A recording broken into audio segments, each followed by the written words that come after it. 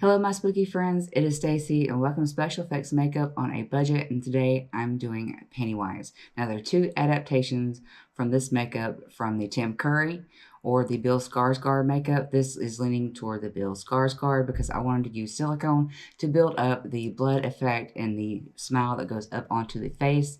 And you can also use cotton and liquid latex to build this up, but I just want to give my skin a little bit of a break. So are you team Curry or Skarsgård? Let me know in the comments below and we'll just go ahead and get into it.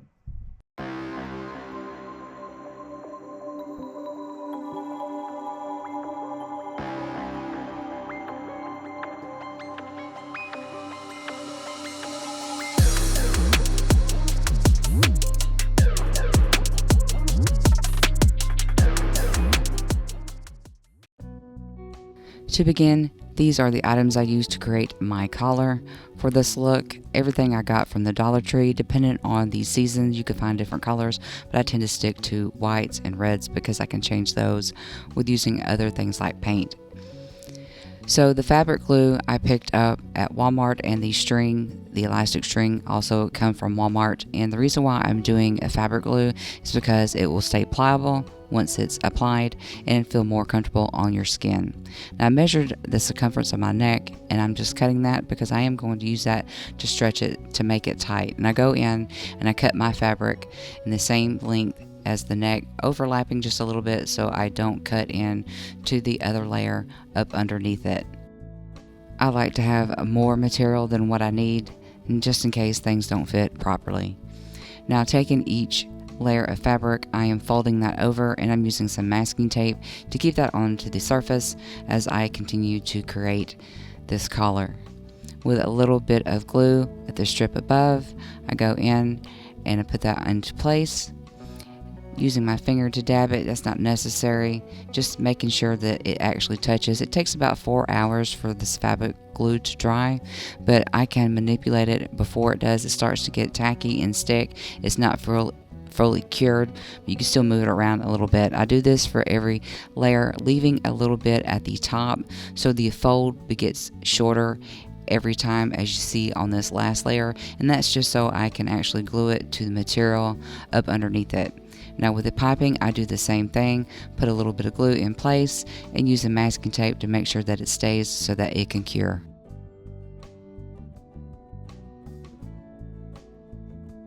Now before it dries, I take the fabric and push it up underneath the other one with a little bit of glue and making sure that it touches. Each material is going up underneath the other one, and that's the reason why we had that material at the top and the folds got shorter. Now this is a very crude color. I made this the night before, kind of in a rush, but you can get some really good things out of fabric glue and some material. If you don't have things like elastic or other things like that, this also will not melt the fabric. Some glues will, like hot glue, and that's why I tend to stay to the fabric glue.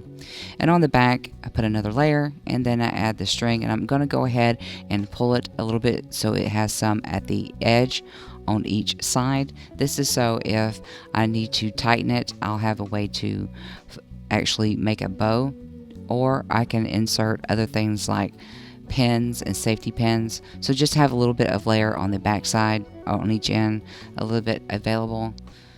And going in those folds that we bended and we put into place, I'm cutting them because I want there to be more fabric and a ruffle. And also I'll go in and cut layers so this lays across the neck a little bit easier. So see, you have it at the bottom, we have your ruffles, and then you have your separation in between. And in order to bust up the color, because my shirt is white, I take and put a void into the fabric, and what I see exposed, I use Hairspray color to put that on. And I just go in and make some, just a little bit of lines. Nothing has to be precise. This is with no skill, no sewing skills. It's glue and a hope and a prayer. Also, using the Hairspray color, this does clean up a lot easier. So if you don't have a well ventilated area, or you work in a small space, or you cannot go outside with it, if you get paint anywhere, this will clean up. So I always take a step back and look to see what I need to improve, and I think I can get some thicker lines by going back in and placing more color onto the strip and using my paper towel to place a void in the fabric. Here is the color complete. You see that these strips are now a little bit more ruffled, but they have the color and they have a little bit up underneath, and it'll sit around the neck and the shoulders a lot more comfortable. And I went ahead and placed a safety pin into mine, so give me the option to use a pin or to tie it in a knot in the back. So moving on to the hair, I have a lot of hair and I have to tease it a lot, and so I did not have a wig, but I did have red hairspray paint, and that's the reason why I didn't use orange for this. Although my nails are orange, I tried to incorporate a little bit of every look, from the Tim Curry look to the Skarsgård look. And what I do is I just take a comb and tease it, making sure that I have a top layer that I secured with bobby pins, and I do that on each side. And then with my spray color, I go in and color everything as best I can, making sure I don't get it onto the face, because you get this a little bit more everywhere than what you actually think you do. So I protect my face, my shoulders, and I also go through and spray all around and making sure that that spray doesn't get on the wall. And as you can see here, I'm cleaning up my ears, a little bit around my temple, and you see that that color does transfer. Now, step for this, I'm using silicone, so I want to prep my face really good, and I'm using Mehron's Prep It to make sure it's clean. And with an eyeliner, I go in and mark the areas for the top portion of this smile, and going in and creating a line in that rounded dip into the face. And as you can see, I was looking at a reference photo, not keeping in mind that that smile has to come out of the corners of the mouth. So I go back through creating those lines and then cleaning everything up that I don't need with the skin prep from Mehron. For the silicone, I am mixing Skin Tite A, part A and B, which has to be separate before you mix them. So do not mix these two together unless you're absolutely ready to start working with it, because you'll only have about 5 to 7 minutes before it cures. And I like to take these, and I don't have an exact measurement, I just use the same amount of pressure and I count for the same amount of seconds. I don't have any formula, but this does still work. And once it's mixed, you're ready to go. And I take a spatula and I just want to go over the outside of each of the black lines, making sure that I get the bulk of it into the middle, because that's where I'm going to scrape the silicone off to apply the thick layer of blood. Before this cures, I go in and take a small tool and I get the silicone out of the center. So just following the black line that I have created for the actual look of the smile going into the corners of the mouth. Before the silicone cures, I try to push the silicone transition into the skin a little bit more so it's not as big and bulky with an edge. The main thing to concentrate is getting enough silicone into the center with your black lines. That way when you do go in with a tool, you can rake that through and not pull the silicone up completely away from the face, so the whole thing stays in place, but you're able to rake a tool through it. And if it's not cured, it will glide through easily, but you'll know when to stop pulling at it or start raking through it, because it'll start to peel away and you don't want the rest of the silicone to move away from the face. So you have to work really, really fast.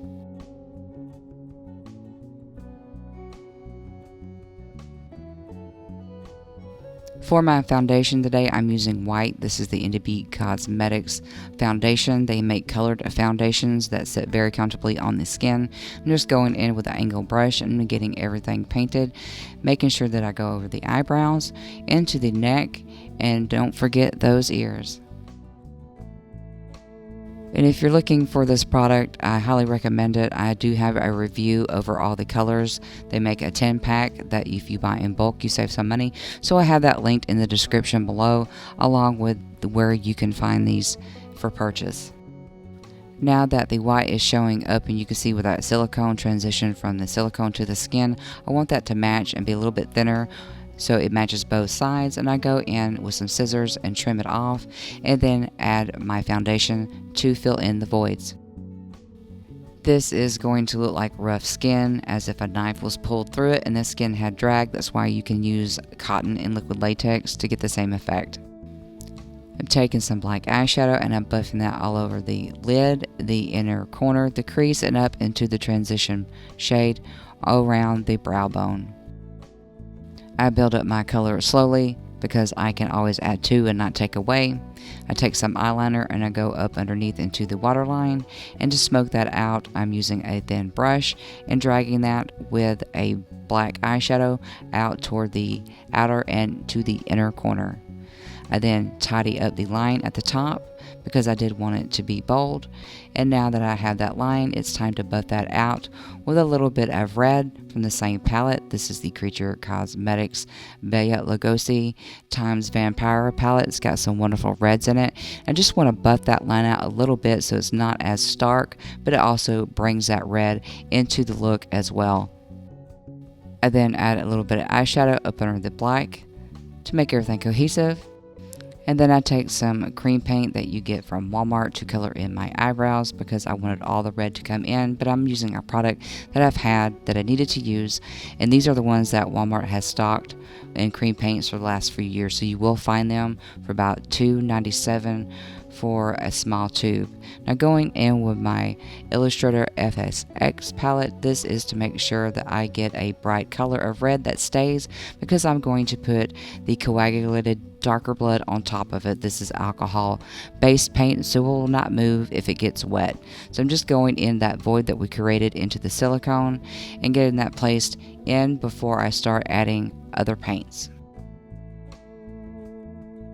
For the nose, I go across the tip in a line because this nose for the Skarsgård makeup is very wide and my nose is not at the tip.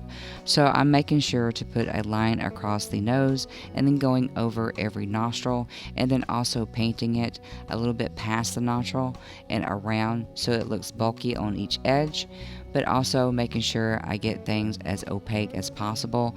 And this is the same alcohol based paint because the nose tends to run. You put cream paints on it, the first thing that just starts to break down is those high points of the face when it comes to cream or water paints, and that's why I decided to use the alcohol paint for the nose. And now it's time to contour to make this nose look even bigger and wider, so adding some gray eyeshadow over the nose and around the actual smile and the silicone on the outside to give it more depth and dimension.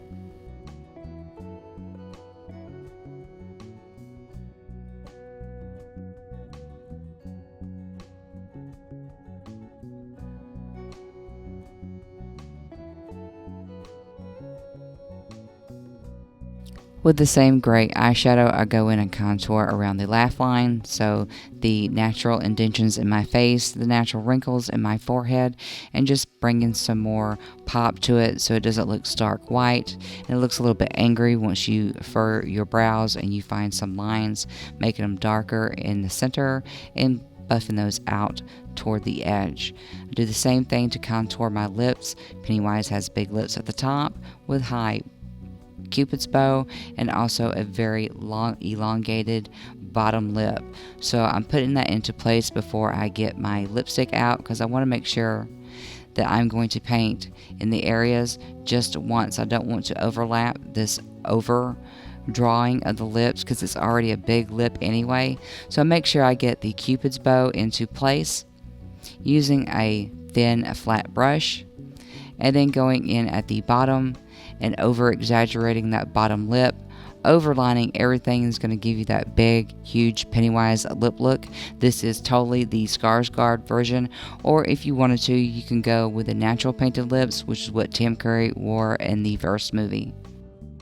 And of course, I'm using my favorite blue-based red lipstick, which is the ColourPop's Melonade. This is a long-lasting liquid lipstick, and you can eat and drink and still have color and not come off of your lips. So I'm just going in with a thin layer, making sure that I get those lips colored in, and I'm going back in and making sure that everything becomes more saturated. So I do a second pass with the red lipstick, and then I go in and create the dramatic lip with the black eyeliner. This is to overline and to add that ombre look and make the lips look even fuller. And then once I get that into place, I buff that out with a small brush, making sure that that transition shade is more blended. It is time for the Scab Blood. I'm going to slow this down, that way you can see it. This is everyone's favorite part, but you can see that this Scab Blood is darker and it's chunkier. This is a homemade Scab Blood, so if you're needing something like that, you want to save yourself some time and money and make a lot of it for pennies, I do have a tutorial about how to make 5 different types of blood. I will link that into the description below, so you have an opportunity to make it your own, make it unique. And you can see as I push this through the void of the silicone, I get that chunkiness on the side that just naturally goes and laps over just a little bit, so you could tell that it's still torn skin, but we have that extra dimension of a build-up of coagulated blood. This will not run, but the shininess will go away a little bit, and that's why I also have the fresh cut with the alcohol paint, and then the darker Scab Blood just gives it a little bit more push into the gore factor. It's very fun, very easy to make. Check that out. You will not be disappointed in saving yourself some money.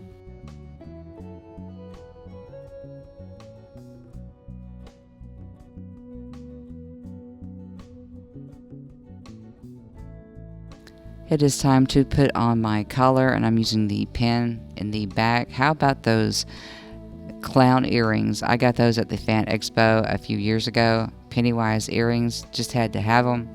But you see, I can manipulate that collar and bring out the ruffles and lay it flat onto my chest. And here is the final look.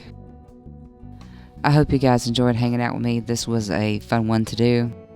And if you'd like to see sneak peeks, behind the scenes footage, or vote on my next look, you can find me on Instagram, Twitter, and Facebook. Those links are below. So who is your favorite Pennywise? Was it Tim Curry or Bill Skarsgård? Please list that in the comments below. Now that you've mastered a Pennywise look on a budget and you want to continue to kick it up in your Halloween or cosplay game, please hit that subscribe button. And if you want to continue to clown around and see another killer clown makeup, why not hang out for this next video? And I'll see you guys next time. Bye.